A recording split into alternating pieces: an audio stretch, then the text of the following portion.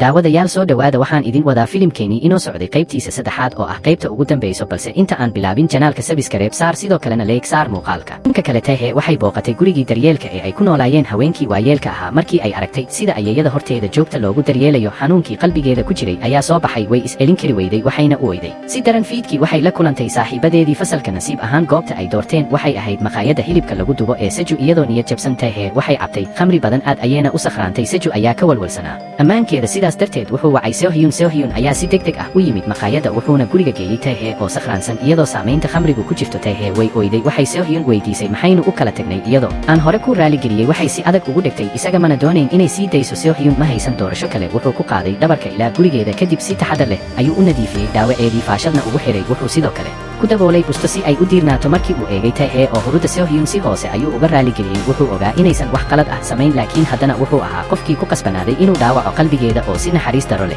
uga tago inkastoo uu weli jeclaa. Subaxdii xigtay Taehe ayaa soo toostay waxayna aragtay faashadii gacanteeda lagu xiray markaas ayay garatay in Seohyun uu habeenkii guriga keenay sidaas darteed waxay aaday albaabka qolkiisa si ay ula hadasho. Nasiib ahaan Seohyun ayaa isla waqtigaas fuulay wiishka Taehe si degdeg ah ayay uga daba carartay. Ugu dambayntiina waxay istaagtay gaarigiisa hortiisa si aysan u dhaafin. Ay weydiisay sababta uu u dhaqmayay sidii qof neceb iyada haddana mar walba u daryeelayo. Markaas ayuu Seohyun ugu dambayn qirtay runta oo dhan. Wuxuu sheegay in qofkii 2 sano ka hor gaariga ku dhuftay kadibna baxsaday uu ahaa hooyadiis. Sababtaas awgeed ma awoodin inuu mar dambe si caadi ah ula kulmo. Taehe waxay ku jawaabtay in arrintaasi aysan ahayn qaladkiisa mana aqbali karin in xiriirkooda lagu soo afjaro. Sababtaas oo kale ah waxay u sheegtay in inta ay isaga la joogto wax kasta oo kale aysan muhiim ahayn. Seohyun oo muddo dheer xanuunkaas qalbiga ku qarsanayay ayaa aad u taabtay hadalladeeda. Wuxuu isku duubay Taehe isagoo si xooggan u ooyaya. Markii ay guriga ku noqdeen Seohyun mar kale si dhab ah ayuu uga raali geliyey. Taehe waxay xasuusatay hadalkii ayeeyooyinka guriga daryeelka haddii aad raaligelin bixinayso ugu yaraan 3 jeer sheeg si ay u noqoto mid daacad ah. Kadib markii uu 3 jeer raaligelin bixiyey xanaaqii Taehe si tartiib ah ayuu u baabay. Seohyun ayaa qalbigiisa furay wuxuuna si daacad ah uga sheekeeyey dareenkiisa. Sidaas ayay ugu dambayn ku xaliyeen isfaham waagii u dhexeeyey. Kadib Seohyun wuxuu xusay in aabihii si qarsoodi ah ula kulmi jiray haweeney kale maalintii ay hooyadiis geeriyootay. Waxay iyaduna ku sii jeeday inay la kulanto haweeneydaas markii shilku dhacay. Seohyun wuxuu rabay inuu ka aarguto arrintaas laakiin Taehe ma rabin in qofka ay jeceshahay uu nacayb ku mashquulo oo uu farxadiisa luminayo. waxay ku tiri mararka qaarkood aargudasho ma keento nabad. Seohyun uu dhoola cadeeyey keliya wax jawaab ahna ma bixin. Dhanka kale hooyada Suji ayaa la kulantay siyaasi awood badan. Ninkaasi wuxuu ogolaaday inuu ka caawiyo daawada group inay suuqa si degdeg ah u gasho laakiin wuxuu ku xiray shuruud ah in dadkiisa loo aqoonsado bukaano gaar ah oo isbitaalka Myeongdong ah. Hooyada Suji isla markiiba way aqbashay. Xoghayaha Don ayaa markaas u sheegay hooyada Suji in Seohyun ogaaday in aabihii xiriir la leeyahay haweeney kale wuxuuna sidoo kale ka shakisan yahay in shilka hooyadiis uu xiriir la leeyahay haweeneydaas. Hooyada Suji ah ayay uga naxday waxay weydiisay sida uu u sheegi karo Seohyun runta. Xoghayaha Don si degan ayuu ugu jawaabay markuu ogaado in hooyadiis aysan ahayn qofkii shilka geystay isaga ayaa arrinta dejin doona. Kadib wuxuu weydiiyey meel ay ku qariyeen gaarigii shilka galay. waxay sheegtay inuu weli ku jiro garaashka islamarkaana muddo dheer aan la isticmaalin. hadalladan ayaa muujiyey in geerida hooyada Seohyun aysan u fududayn sidii hore loo moodayay. Dhanka kale Seohyun wuxuu gaarigiisa ku aaday Incheon si uu ula kulmo hooyada Taehe. waqtigaas weli ma uusan ogeyn inay tahay hooyada gabadha uu jecel yahay. wuxuu siiyey buugga ururinta farshaxanka ee Cultural Foundation. gudaha buugga waxaa ku jiray diiwaano muujinaya in aabihii sanado badan si qarsoodi ah u iibsan jiray farshaxanadeeda dhoobada. Seohyun wuxuu sidoo kale u sheegay in hooyadiis geeriyootay iyadoo ku sii jeeda inay la kulanto iyada. kuwan aad ayay uga naxday marnaba ma aysan filayn in geerida hooyada Seohyun ay iyada si dadban ula xiriirto. waxay ka daba carartay si ay raaligelin u bixiso laakiin Seohyun wuu iska indho tiray si kuluna wuu uga tegay. markii Yoonkwon dib u xasuusatay habeenkii shilka dhacay waxay ogaatay qaladkeedii. habeenkaas waxay sugaysay telefoonka Seohyun mana aysan dhegaysan codsigii Taehe ee ahaa inay dugsi beddesho. Taehe oo xanaaqsan ayaa guriga ka baxday intii ay wadada ku jirtay. gaari ayaa ku dhacay. dhanka kale aabaha Seohyun ayaa u sheegay in Suji ay ahayd qofkii markii hore soo jeediyey qorshaha guurka. wuxuu u maleeyey in Seohyun uu qorshahaas u isticmaalayo inuu booskiisa shirkadda ku adkaysto laakiin Seohyun si adag ayuu u diiday. wuxuu yidhi weligay dadka uma isticmaali doono sida aad adigu u isticmaasho. wuxuu sidoo kale qirtay inuu la kulmay haweeneydii uu aabihii xiriirka la lahaa isaga oo runta uga sheegay geerida hooyadiis. wuxuu sheegay inuusan doonayn in hooyadiis keligeed ku dhibtooto aakhiro halka qofka kale uu si nabad ah u noolaanayo isagoo aan waxba ogeyn. wadahadalkoodii wuxuu ku dhammaaday muran iyo jawi xun. maalintaas waxay ahayd dhalashadii Seohyun. Suji iyo Saju ayaa goor hore tegay goobtoodii qarsoodiga ahayd. waxay diyaariyeen keeg iyo shumacyo si ay ugu dabaaldegaan laakiin Seohyun niyad uma hayn dabaaldeg. isla markii uu yimid wuxuu Suji weydiiyey waxa ay ku tiri aabihii. wuxuu sheegay in hadalladeedu keliya ka dhigeen qof nacas u muuqda. Suji ayaa iyaduna dib u weydiisay miyaanay ujeeddadii asalka ahayd ee aad ugu dhowaatay Taehe ahayn inaad guursato. waxay sheegtay inay keliya fulinaysay heshiiskii ay hore u wada galeen. markaas ayuu Seohyun si daacad ah u qirtay qalbigaygu runtii wuu isbedelay. wuxuu sheegay in qofka uu hadda jecel yahay ay tahay Taehe. wuxuu sharxay in markii hore uu aqbalay qorshaha inuu Taehe soo jiito si uu kalsoonida Suji u helo laakiin hadda isaga laftiisu aanu diyaar u ahayn inuu Taehe ka tago. markaas ayay caddaatay in balantii ay saddexdu hore u galeen ee ahayd inay is-aaminaan oo aysan wax sir ah qarsan ay gebi ahaanba burburtay. ugu dambayn Seju ayaa Suji kula taliyey haddii aad runtii rabto inaad Seokhyun sii haysato muuji daacadnimo buuxda ha noqon sida aniga oo kale. hadalkaas wuxuu ka tarjumayay qoomamadii Seju ee ku saabsan jacaylkiisa iyo khaladaadkii uu hore u galay. dhab ahaantii Suji muddo dheer ayay ogeyd in Seju uu jacayl u qabo iyada. dhanka kale Taehe waxay ku sugaysay Sehyun bannaanka guriga markii ay meel fog ka aragtay isaga oo wada gaarigii hooyadiis. maskaxdeeda waxaa si lama filaan ah ugu soo noqday xusuustii shilkii 4 sano ka hor dhacay. maalintaas waxay guriga ka baxsatay iyadoo ka xanaaqsan hooyadeed. iyadoo waddada maraysa ayay aragtay haweeney gaari ku dhex jirta oo xaalad caafimaad oo degdeg ah ku dhacday. Taehe oo qalbi wanaagsan leh waxay rabtay inay caawimo u raadiso, laakiin intii ay sidaas samaynaysay gaari kale ayaa ku dhacay.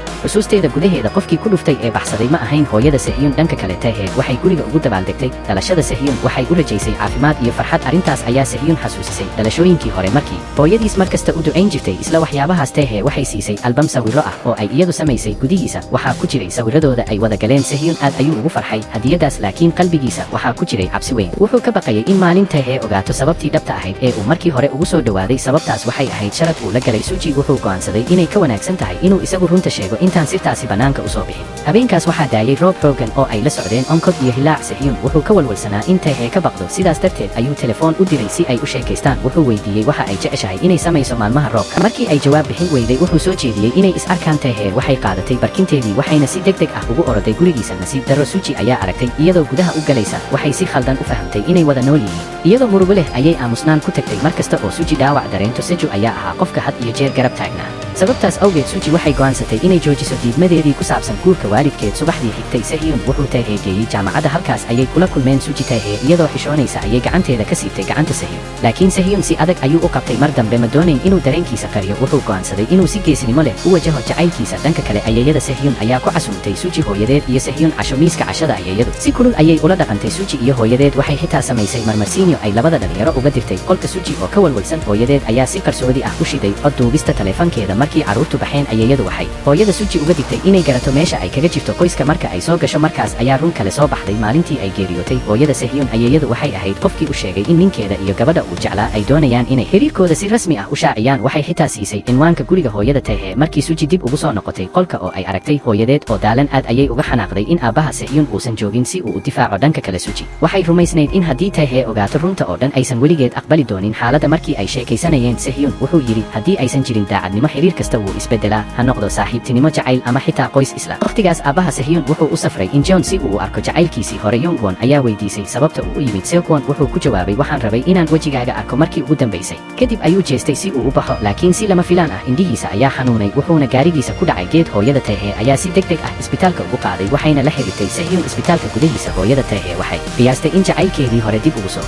laabtay 2 sano kadib. sababtoo ah uu si daran u xanuunsan yahay waxay dareentay in labadooduba lagu ciqaabayo khaladaadkii hore. waxay Sehyun u sheegtay in maalintii hooyadiis shilka gashay ay ahayd isla maalintii Taehe uu gaariga ku dhacay. darawalkii shilka geystayna weligiis lama helin. waxay aaminsanayd in gabadheedu ay iyada darteed ku ciqaabantay. markii uu hadalkaas maqlay Sehyun wuxuu bilaabay inuu ka shakiyo in Taehe tahay gabadha haweenaydan hortiisa taagan. dhanka kale Suji waxay raadisay Taehe waxayna u sheegtay run aad u culus. waxay sheegtay in haweenayda uu aabbaha Sehyun la socdo ay tahay hooyadeed. waxay sidoo kale u sheegtay in hooyada Sehyun ay geeriyootay iyadoo ku sii jeeda inay la kulanto hooyadeed. Taehe ayay uga naxday. waxay garatay in hooyadeed si dadban sabab ugu ahayd xanuunka Sehyun iyo hooyadiis. markii ay xasuusatay sida ay marar badan Sehyun ugu qalbi qaboojisay arrintaas waxay dareentay ceeb iyo qoomamo. xitaa awood uma yeelan inay ka jawaabto wicitaanadiisa. markii uu waayay meel uu ka helo Sehyun wuxuu aaday maqaayadii qaxwada ee ay ka shaqayn jirtay. halkaas ayuu ka ogaaday inay shaqada ka tagtay. kadib wuxuu aaday goobtii qarsoodiga ahayd ee ay saaxiibadu ku kulmi jireen. wuxuuna si toos ah u weydiiyey Suji ma ogeyd in hooyada Taehe ay tahay haweenayda uu aabbahay la socdo. Suji way qiratay waxayna sidoo kale u sheegtay ha aniga ayaa Taehe u sheegay runta oo dhan. markii uu taas maqlay Sehyun wuxuu garwaaqsaday in sirihii iyo dhaawacyadii la qarinayay ay ugu dambayn soo baxeen, taasoo khatar gelinaysay jacaylkii uu la lahaa Taehe. Sehyun aad ayuu u niyad jabay. ugu dambayntii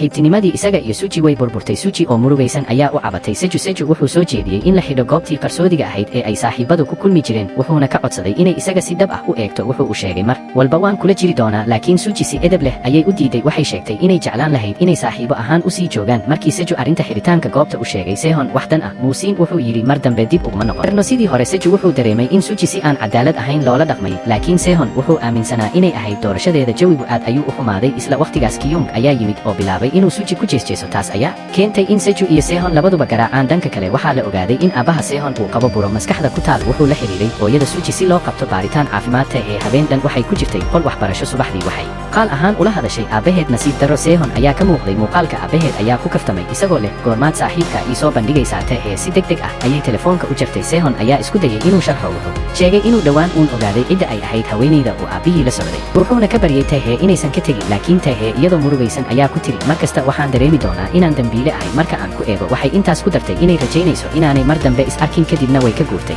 gurigiisii ay uga fogaato Sehun wuxuu keligiis ku wareegayay wadooyinka isagoo jahawareersan ayeeyadiis ayaa markaas ka codsatay inuu dibadda ula safro maadaama ay aad u jeclayd Sehun wuxuu go'aansaday inuu runta u sheego wuxuu u sheegay inuusan ahayn wiilka dhalay aabihii ayeeyadiis aad ayay uga naxday waxayna Dr. Kim ku amartay in baaritaanka DNA-da dib loo sameeyo dhanka kale hooyada Suji ayaa aad uga xanaaqday markii ay ogaatay in gabadheedu wadatay gaarigeeda waxay ka mamnuucday inay mar dambe isticmaasho Suji ayaa weydiisay haddii gaarigu hore shil u galay sababtu waxay ahayd in Seju arkay meel dhaawac ah markii uu dayactirayay markii ay maqashay su'aashaas wejiga hooyadeed si lama filaan ah ayuu isu bedelay dhanka kale hooyada Tae ayaa gabadheeda ka heshay jaamacadda laakiin Tae si kulul ayay ula dhaqantay waxay hooyadeed ku tiri ninka aad la socotay waa aabaha wiilka aan jeclahay waxay kaloo sheegtay in xanuunka ay la kulantay uu dhammaantiis ka dhashay qaladaadkii hooyadeed Young Wan aad ayay uga naxday dhaawaca ay u geysatay gabadheed Seju wuxuu booqday goobtii qarsoodiga ahayd oo hadda madhanayd wuxuu xusuustay waayihii farxadda lahaa ee ay saddexdu wada qaadan jireen taasoo murugo gelisay dhanka kale caafimaadka Seokjun aad ayuu u xumaaday dhakhaatiirtu waxay sheegeen inuu baahan yahay qaliin maalin kale bukaan ayaa jaranjarooyinka ka dhacay markii hooyada Suji daaweynaysay Tae waxay dareentay in muuqaalku aad ugu eg yahay wax ay hore u aragtay waxay weydiisay ma hore ayaan isku naqaanay hooyada Suji ayaa si muuqata u walwalsanayd waxayna ku casuumtay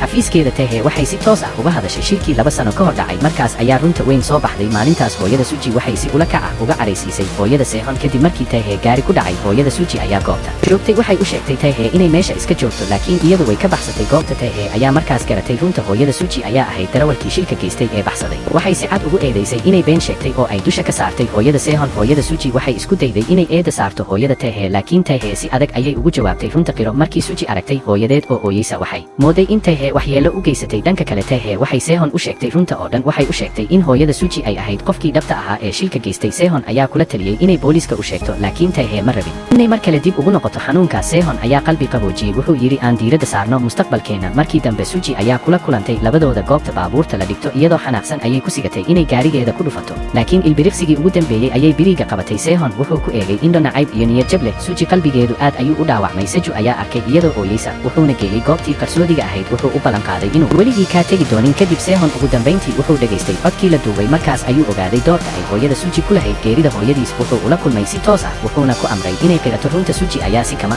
ah u maqashay wada hadalkaas waxayna la ilmaysay xanuun iyo murugo muddo kadib waxay bilowday inay habeen kasta qaadato kiniino hurdo mar walbana Seju ayaa dhinaceeda joogay ugu dambeyntii natiijadii cusub ee DNA-da ayaa soo baxday waxaa la xaqiijiyay in Sehun dhab ahaantii yahay wiilka Seokjun markaas ayuu fahmay in laga yaabo hooyadiis si ula kac ah uga been sheegtay arrintaasi ay aabihii u dhigto Sehun wuxuu aqbalay inuu ayeeyadiis la aado dibadda wuxuuna ka codsaday xoghayaha Don inuu diyaariyo safarka ka hor intuusan bixin wuxuu booqday aabihii markii ugu dambeysay aabe iyo wiil waxay gaareen isfaham iyo nabad aabihiis wuxuu qirtay in noloshiisa oo dhan uu ku noolaa isagoo aan haysan xorriyad uu go'aanadiisa ku gaaro Sehun ayaa ugu dambeyntii fahmay xanuunka iyo culayska uu aabihii sanado badan la noolaa sidaas ayay colaadii iyo sirihii qoyska muddo dheer qarsanaa tartiib ugu soo dhammaadeen ka hor intuusan dibadda u dhoofin Sehun wuxuu Tae ka codsaday hal kulan oo jacayl oo ugu dambeeya wuxuu mar walba daba socday ilaa ay ugu dambeyn ogolaatay inay dib ugu soo laabato gurigoodii hore Suji ayaa arkaysay iyaga oo wada socda balse si aamusan ayay uga dhaqaaqday iyadoo keligeed ah dhanka kale Haejung iyo Dohan waxay u wada socdeen si qarsoodi ah iyadoo Suji ka caawinaysay inay xiriirkooda qariyaan laakiin Kyung ayaa ogaaday arrintaas wuxuu Suji ku canaantay inay Haejung wado khaldan ku hogaaminayso hase yeeshee Haejung ayaa si geesinimo leh u difaacday saaxiibkeed Dohan waxay xitaa Kyung ugu yeertay qof fool xun markii dambe Kyung wuxuu arrinta oo dhan u sheegay hooyada Haejung markii ay maqashay in gabadheedu saaxiib leedahay hooyadeed waxay ku xirtay qolkeeda laakiin Haejung way ka baxsatay guriga dhanka kale aabaha Tae ayaa gabadhiisa ku dhiirigeliyay inay raacdo qofka ay jeceshahay si aysan mustaqbalka uga shalayn Sehun iyo Tae waxay qaateen kulankoodii ugu dambeeyay ee jacaylka Sehun wuxuu u diyaariyay buug sawiro uu ku qoray qiraalkiisa jacaylka iyo sawiro uu iyada ka sameeyay wuxuu rajaynayay inay cafin doonto dhanka kale Suji waxay Seju u sheegtay in iyada iyo Sehun labaduba dibadda u dhoofayaan aad ayay uga murugootay in saaxiibtinimadii saddexdooda ahayd ay hadda burburayso waxay dareentay in kooxdoodii ugu dambeyn kala daadanayso run ahaantii Suji muddo dheer ayay ogeyd in Seju uu jeclaa markii ay guriga ku noqotay hooyadeed ayaa weydiisay sababta ay hadalladaas ugu sheegtay aabaha Sehun kadibna waxay mar kale u sheegtay sirta ku saabsan Sehun waxay sheegtay inuusan ahayn wiilka dhabta ah ee aabihii Suji aad ayay uga walwashay waxay qaadatay boorsadeeda gurigana way ka baxday waxayna Seju ka codsatay inuu ka caawiyo raadinta Sehun dhanka kale Sehun wuxuu Tae geeyay maqaayad gaar ah si ay waqti gaar ah u wada qaataan maqaayadaasi hal miis oo keliya ayay lahayd Tae aad ayay ugu heshay dadaalka iyo daacadnimadiisa Sehun wuxuu doonayay inuu runta oo dhan u sheego wax kasta oo qalbigiisa ku jiray ayuu ku qoray buuggii sawirada wuxuu rajaynayay inuu fursad u helo inuu siiyo oo uu ka codsado cafis. dhanka kale Suji waxay hooyadeed u sheegtay inay rabto inay dibadda waxbarasho ugu baxdo. markaas ayay ogaatay in Sehun isaguna dhoofayo. waxay mar kale Seju u sheegtay sida qalbigeedu u jabay. waxay ku celcelisay inaysan doonayn in saaxiibtinimadoodii saddexda qof ahayd sidaas ku dhammaato. markuu arkay sida ay u murugaysan tahay Seju wuxuu ballan qaaday inuu wax walba isku dayi doono si xaaladdu sidii hore ugu noqoto. kadib wuxuu la kulmay Sehun. wuxuu u sheegay in mar kasta oo Suji magaciisa sheegto ay indhaheeda ka muuqato murugo. wuxuuna kula taliyey inuu dib ugu soo laabto saaxiibtinimadoodii hore. laakiin Sehun wuxuu si cad u sheegay in qalbigiisu hadda jecel yahay Tae wax walbana aanay dib ugu noqon karin sidii hore. markii uu arkay sida uu uga go'an yahay Seju wuxuu qaatay go'aan adag. wuxuu go'aansaday inuu Tae u sheego runta oo dhan. wuxuu la xiriiray iyada wuxuuna ka codsaday inay la kulanto Tae. waxay timid goobtii qarsoodiga ahayd. halkaas Seju wuxuu tusay dhammaan xogtii ay ka ururiyeen. iyada wuxuu sidoo kale tusay muuqaalo muujinaya sida isaga Sehun iyo Suji u qorshayn jireen kulamadii ay ka dhigi jireen kuwa lama filaan ah. waxaa soo baxday in Seju uu bilowgii hore duubi jiray wax walba. xaqiiqadu waxay ahayd in dhammaan kulamadii quruxda badnaa ee Tae iyo Sehun aysan ahayn kuwa iska dhacay. wax walba waxaa hore u qorsheeyey saddexda saaxiib. Tae hadal uu ka soo bixi waayey naxdin ayay la aamustay. kadibna goobtii ayay ka baxday iyadoo jahawareersan. murugada iyo niyadjabka qalbigeeda ka buuxay ayaa ka dhigay inay dhulka ku fadhiisato iyadoo awoodi weyday inay istaagto. ilaaliye amni ayaa u maleeyey inay xanuunsan tahay. wuxuuna isku dayay inuu caawiyo. islamarkaas ayuu Sehun soo wacay maadaama Tae aysan jawaabi karin. ilaaliyihii ayaa taleefanka qabtay. markii Sehun maqlay inay xaalad xun ku jirto si degdeg ah ayuu ugu yimid. markii uu ogaaday inay runta oo dhan ogaatay qalbigiisu wuu burburay. wuxuu ooyey isagoo ka baryaya inay u ogolaato inuu sharaxo. laakiin Tae mar dambe ma awoodin inay aaminto. waxay si kulul ugu tiri wax walba way dhammaadeen. mar dambe yaanaynu is arkin. Sehun aad ayuu uga xanaaqay Seju. wuxuu u tegay si uu ula xisaabtamo. ma uusan fahmin sababta uu arrintaas u sameeyey. wuxuu sheegay inuu hore u go'aansaday inuu qirto khaladkiisa oo uu cafis dalbado. laakiin Seju ayaa ka qaaday xitaa fursaddaas. Sehun wuxuu rabay inuu garaaco hase yeeshee ma awoodintaa beddelkeeda wuxuu feer ku dhuftay sawirkii saddexdooda ku wada jireen. muraayadii ayaa jebisay gacantiisa. kadib wuxuu aaday isbitaalka si dhaawaca loo daweeyo. hooyada Suji ayaa daweysay gacantiisa waxayna ku qancisay inuusan ka walwalin qaliinka aabbihii. markii aabbihii qolka qaliinka la geliyey Sehun si weyn ayuu u nafisay. dhanka kale Tae iyadoo aan ogeyn ayay tagtay istaankii baska ee ay markii ugu horeysay kula kulantay Sehun. markii ay xasuusatay waqtiyadii quruxda badnaa iyo runta xanuunka badan ee hadda soo baxday way oyday. kadib waxay aaday goobta shaqada ee hooyadeed aad ayay uga walwalsanayd. laakiin Tae waxay si degan ugu nasatay kursi. waxay dareentay in tan iyo markii ay Seoul timid dhibaatooyin badan ku habsadeen. sidaas darteed waxay rabtay inay dib ugu noqoto Jarmalka oo ay la noolaato aabbaheed. dhanka kale Seju wuxuu Suji u sheegay wixii dhacay. Suji ma aysan doonayn inuu saaxiibtinimadiisa la waayo Sehun. sidaas darteed waxay ku tiri dhammaan eedda dusha iga saar. u sheeg inay ahayd fikradayda. isla waqtigaas Hyejung oo guriga ka baxsatay ayaa wacday Suji si ay gargaar u weydiisato. Suji waxay u diyaarisay inay ku dhuumato goobtii qarsoodiga ahayd. dhanka kale hooyada Hyejung waxay ku sigatay inay waalato kadib markii ay gabadheeda heli weyday. Kyung wuxuu ka faa'iidaystay xaaladda si uu ugu dhawaado haweeneyda mustaqbalka noqon lahayd sodohdiis. dhanka kale Suji waxay booqatay Sehyeon oo isbitaalka ku jiray. waxay qaadatay mas'uuliyadda wixii dhacay oo dhan. waxay qiratay inay iyadu ahayd qofkii Seju ku amray inuu Tae u sheego runta. laakiin Sehyeon ma eedayn. wuxuu yidhi in markii hore ujeedadiisu ahayd inuu la ciyaaro dareenka Tae. sidaas darteed hadda xaq uma lahayn inuu cid kale dhaleeceeyo. si kastaba ha ahaatee wuxuu ka codsaday Suji inaysan mar dambe is arkin. Suji oo saaxiibtinimada qiimo weyn siin jirtay waxay ku sigatay inay lumiso saaxiibkeedii ugu dhowaa. waxay ka shalaysay wixii dhacay. waxay istiri haddii aan ogaan lahaa in saaxiibtinimadeennu sidan ku buri doonto iyo in Sehyeon si dhab ah u jeclaan doono Tae weligay ma bilaabeen ciyaartan. laakiin nasiib darro nolosha laguma laabto wixii dhacay. dhanka kale aabbaha Tae ayaa maqlay wararka wuxuuna si farxad leh ugu yimid si uu gabadhiisa ugu wado Jarmalka. markii uu la kulmay xaaskiisii hore si degan oo dabiici ah ayuu ula hadlay. Tae way la yaabtay. waxay fahmi weyday sida uu weli si wanaagsan ula dhaqmi karo haweeneydii dhaawaca badan u geysatay. aabbaheed ayaa ku jawaabay qalbiga bini'aadamka waa sida murqo aan la xakamayn karin. jacaylka aan laga helin jawaab celin xitaa mararka qaar waa farxad. ma uusan doonayn inuu qariyo dareenkiisa. dhanka kale Kyung wuxuu ogaaday meesha Hyejung ku dhuumanayso. wuxuu damcay inuu hooyadeed u sheego.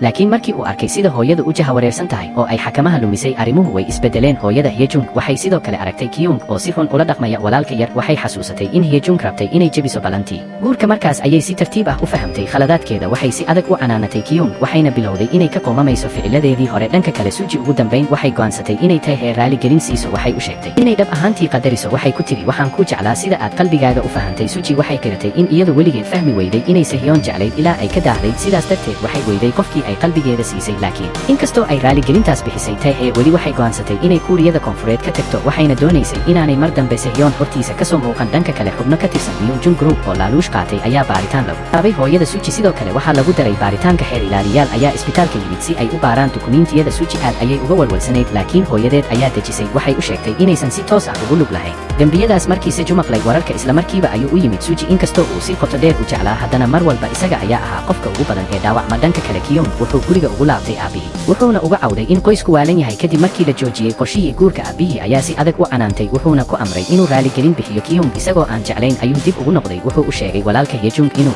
yaqaan meesha ay ku dhuumanayso. kadib wuxuu kaxeeyey isaga iyo walaalka Seju. saddexdoodii waxay tageen goobtii goobtii qarsoodiga ahayd markaas Yejung waxay casho la cunaysay Dohun wuxuu kula taliyey inay beri gurigeeda ku noqoto way ogolaatay wax yar kadib albaabka ayaa la garaacay Dohun ayaa furay laakiin isla markii uu albaabka furay walaalka Seju ayaa madaxa kaga dhuftay ulo golf ah walaalka Yejung aad ayuu uga naxay wuxuu rabay in Dohun isbitaalka loo qaado laakiin Kyung ayaa joojiyey intii jahawareer ku socday waraaqihii iyo xogtii qorshihii lagu qiyaamay Tae ayaa dhulka ku daatay Kyung markuu arkay dukumiintiyadaas si degdeg ah ayuu u fahmay sirta oo dhanka kale Seju ayaa lala soo xiriiray oo loo sheegay waxa dhacaya wuxuu si degdeg ah ugu yimid goobta laakiin isla markii uu gudaha galay ayaa la garaacay kadibna waa la xiray Kyung wuxuu qaatay taleefankiisa wuxuuna Sehyon ugu yeeray isagoo iska dhigaya Seju sidaas ayuu dabin ugu dhigay ujeedadiisu waxay ahayd argoosi kadib wuxuu ku amray walaalka Yejung inuu iyada iyo Dohun meesha ka saaro isagu wuxuu doonayay inuu halkaas ku sugo Sehyon markii ay baxeen Yejung iyadoo baqaysa ayay wacday macalimadeeda Tae waxayna uga warantay wixii dhacay dhanka kale Kyung wuxuu doonayay inuu Tae tuso dukumiintiyadii uu helay Sehyon ma doonayn in Tae mar kale dhaawacanto sidaas darteed wuxuu isku dayay inuu Kyung joojiyo dagaal culus ayaa qarxay isla waqtigaas Tae ayaa soo wacday markii ay maqashay codadka dagaalka iyo Kyung oo Sehyon dhaawacaya si degdeg ah ayay ugu soo carartay goobta waxay isku dayday inay joojiso rabshada waxayna ku hanjabtay inay booliiska wacayso laakiin Kyung